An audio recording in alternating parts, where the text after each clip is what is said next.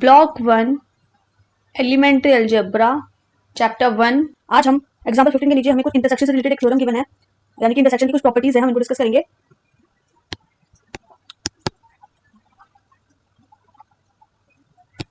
Number 1, A intersection B subset of A intersection B subset of B. If A is subset of B, then A intersection B is equals to A intersection A is equals to A intersection phi is equals to phi, A intersection B is equals to B intersection A, B complement is equals to A intersection B complement। ये वाली properties हम पहले discuss कर चुके हैं, तो चलिए बढ़ते प्रॉपर्टी नंबर 1 की तरफ। A intersection B is a subset of A। Theorem 1, A intersection B is a subset of A। तो हम मानते हैं let X is element of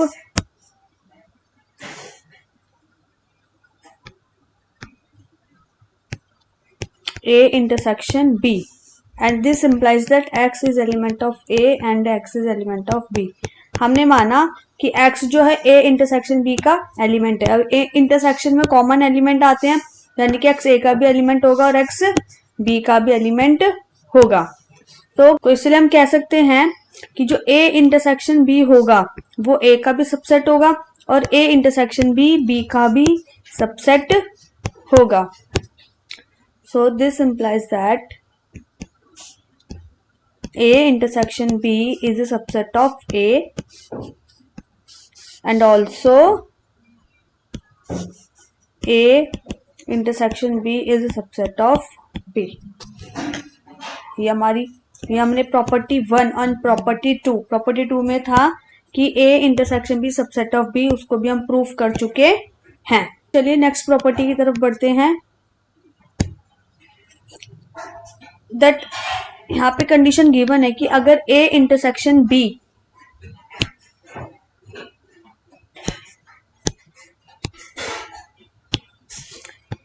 A is a subset of B, so A intersection B is equals to A।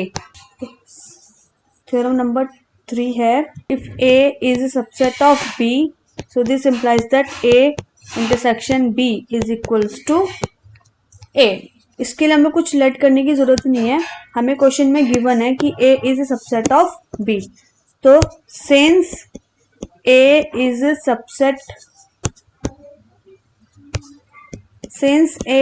subset of B, therefore we can say that X is element of A and X is element of B। वो A जो है वो B का subset है, तो इसका मतलब X जो होगा वो दोनों के पास होगा, तभी तो A इसका सबसेट है।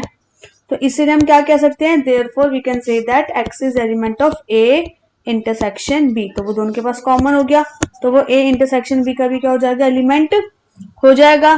तो इसलिए हम क्या कह सकते हैं अब, तो इसलिए हम कह सकते हैं कि X जो है, क्योंकि X A का भी एलिमेंट है और X A इंटरसेक्शन B का भी एलिमेंट है, तो इसलिए हम बोल सकते हैं कि A is a subset of A intersection B और A intersection B is a subset of A, ये हम ऑलरेडी ऊपर प्रूफ कर चुके हैं। तो इसलिए हम कह सकते हैं this implies that and also so therefore we can say that A intersection B is equals to A। Next, A intersection A is equals to A।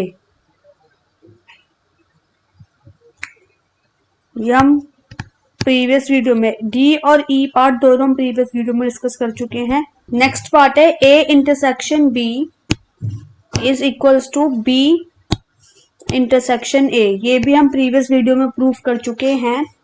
आगे बढ़ते हैं। A/B is equals to A intersection B complement. Seventh property है A/B is equals to A intersection B complement. इसके लिए हम मानते हैं let X is element of A and X is element of A/B। x is element of a slash b का मतलब क्या हो गया? This implies that x is not element of b, क्योंकि x b कॉम्प्लीमेंट का element है, इसलिए वो b का एलिमेंट नहीं होगा। और इसीलिए हम कह सकते हैं कि जो x होगा वो a intersection a slash b का एलिमेंट होगा, क्योंकि वो इसका भी एलिमेंट है और इसका भी एलिमेंट है, तो वो इनके इंटरसेक्शन का भी एलिमेंट होगा। और क्यों अब x हो गया वो a इंटरसेक्शन b कॉम्प्लीमेंट का एलिमेंट हो गया, इसका मतलब है कि x is element of a intersection b complement. हम इसको b कॉम्प्लीमेंट भी बोल सकते हैं। तो इसीलिए हम कह सकते हैं कि a slash b is equals to a intersection b complement. क्यों? क्योंकि जो x है वो a का भी एलिमेंट है, b कॉम्प्लीमेंट का भी एलिमेंट है, और x इसका भी एलिमेंट है, तो दोनों इक्वल हुए कि नहीं हुए? हुए।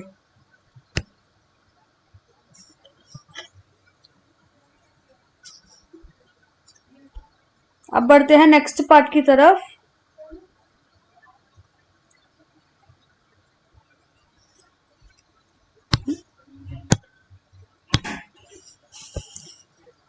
If C is a set such that C is subset of A and C is subset of B, ये हमें कंडीशन गिवन है। अगर ये कंडीशन होती है तो जो C होगा वो A इंटरसेक्शन B का भी क्या होगा? सबसेट होगा। नेक्स्ट एट्थ पार्ट हमें गिवन है, if C is a subset of A and C is subset of B, then this implies that C is subset of A intersection B। इसको proof करना है, क्योंकि हमें गिवन है since C is a subset of A and C is a subset of B, तो हम कह सकते हैं कि एक X जो कि किसका एलिमेंट है? C का एलिमेंट है, तो इसका मतलब वो किसका एलिमेंट होगा? A का B एलिमेंट होगा और B का भी एलिमेंट होगा, क्योंकि X C के सारे एलिमेंट A के पास होंगे, C के भी सारे एलिमेंट B के पास होंगे, तो हम बोल सकते हैं कि X A और B दोनों का एलिमेंट है। तो इससे क्या पता चलता है? इससे पता चलता है कि X is element of A intersection B, क्योंकि वो दोनों के पास कॉमन एलिमेंट है, तो वो उनके इंटरसेक्शन का भी हिस्सा होगा और वो उसके इंटरसेक्शन का भी हिस्सा होगा। तो हम क्या कह सकते हैं?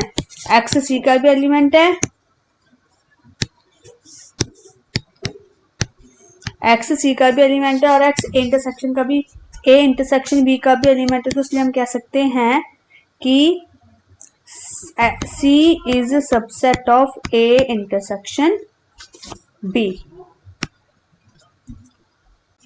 क्वेश्चन 16 की तरफ बढ़ते हैं। क्वेश्चन 16 में हमें बोला है prove the C2H of theorem 1। Okay, तो यहाँ पर इन्होंने थ्योरम 1 का A and B part solve करके दिखा रखा था और C2H इन्होंने हमारे लिए सॉल्व किया था, हमने वो सॉल्व कर लिया है। आगे बढ़ते हैं क्वेश्चन 17 की तरफ। क्वेश्चन 17 में बोलता है इफ थ्योरम 1 के H पार्ट में, इफ थ्योरम 1 का अगर क्या थ्योरम 1 का H पार्ट ट्रू होगा अगर हम सबसेट को नॉट सबसेट, ये नॉट सबसेट नहीं होगा, इसको हम बोलेंगे कि प्रॉपरली कंटेन्ड है, ये बोलेंगे प्रॉपरली कंटेन्ड नहीं है। मतलब मानो A जो है वो B का सबसेट है और कुछ बाय B के पास कुछ ऐसे एलिमेंट है जो B का तो एलिमेंट हो गई पर वो A का एलिमेंट नहीं है, तो A is proper subset of B। इसको हम बोलेंगे A is proper subset of B, क्योंकि B के सारे एलिमेंट A के पास नहीं है।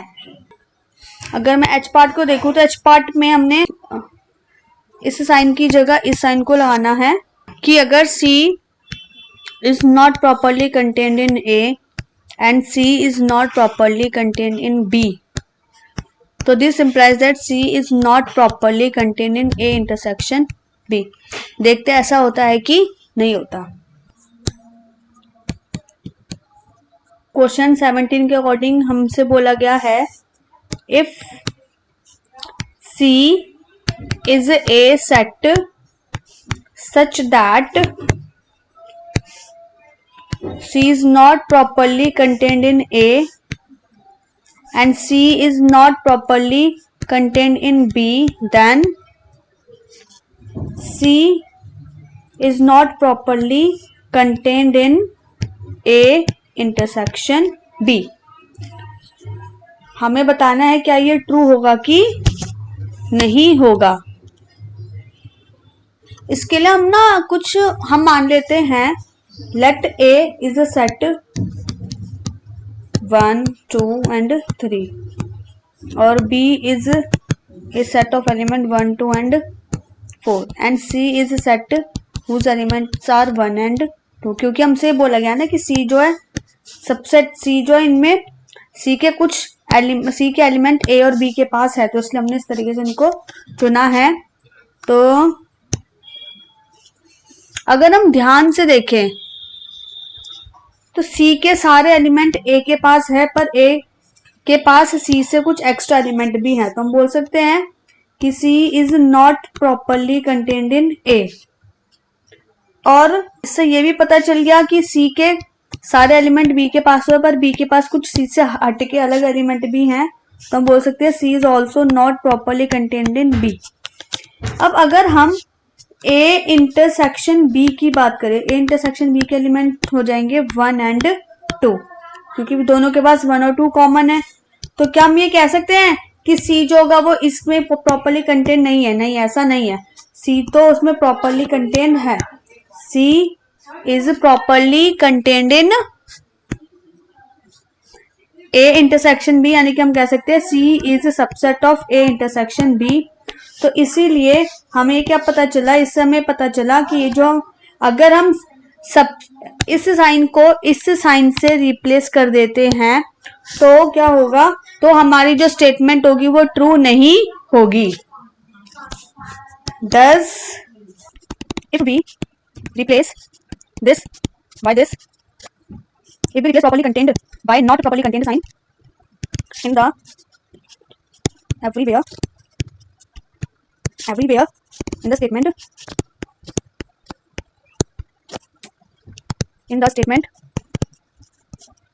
if C is a set